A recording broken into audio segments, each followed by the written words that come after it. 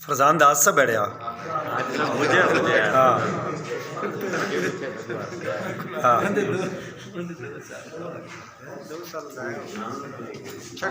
छटना गोनी से छुड़ाया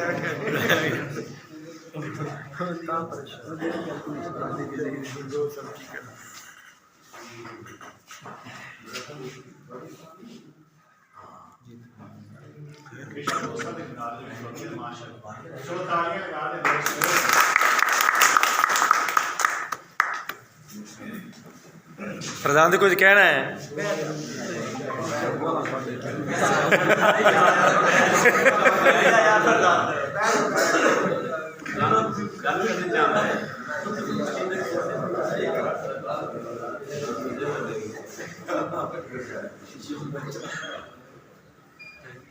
हाज़रीन महफिल, जैसा कि आप जानते हैं कि हम हर एक बोल सकते हैं, हर एक बात को ठुकरा सकते हैं, लेकिन प्यारे उस्ताद जो हमारे इस वक्त इंचार्ज थे मोहतरम गुलाम साहब, उनके मुंह से निकले हुए अल्फाज जो हैं वो ज़ाहिर है उनको हम ज़ाहिर अहमियत देंगे।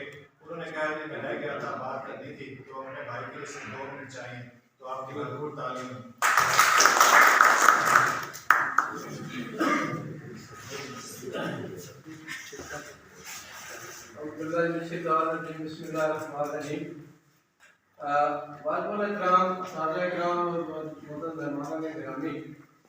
इंसान की एक तब्दीली है बचपन से जवानी, जवानी से बुढ़ापा, और यूँ ये रिटायरमेंट का फितरी अमल है। तो इस दौरान हर फर्द जो है एक किरदार अदा करता है। तो मेरे भाई फरजान अली साहब मैं फरमाया गया था कि टाइम मुझसे लेना है, जी तो चाहता है कि एक एक का नाम देकर एक एक हीरे चौंधरी के चांद की तरह चमकते हुए हर फर्द की शान बयान करूं, लेकिन इतना वक्त नहीं है।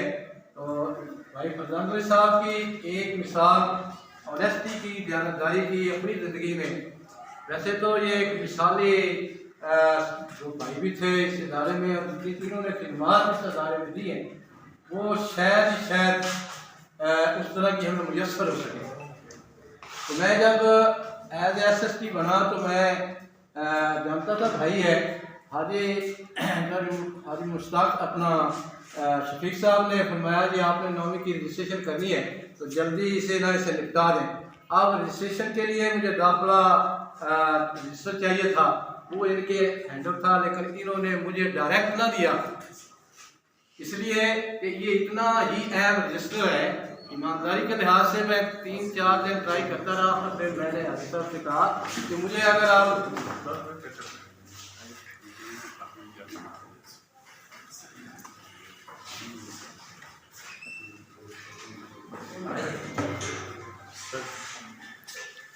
आप रजिस्टर दाखिल खारिज नहीं देंगे तो फिर मैं ये कैसे काम करूँगा।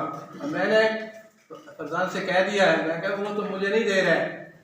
आखिर उनके कहने पर इन्होंने मुझे रजिस्टर दाखिल खारिज दिया, उन्होंने ये 9th क्लास का एडमिशन जो है ना वो पूर्ण किया। तो ये भाई जो है इस इदारे के लिए एक ऐसी मिसाल छोड़कर जा रहे हैं जो हमारे लिए बहुत बड़ी एक कमी ज़ाहिर हो रही है।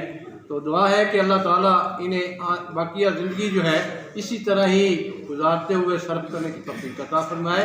मशकूर हूँ इनका जिन्होंने इस इदारे की बहुत भारी खिदमत सर अंजाम देते रहे। वमा अलैना इल्लल बलाग।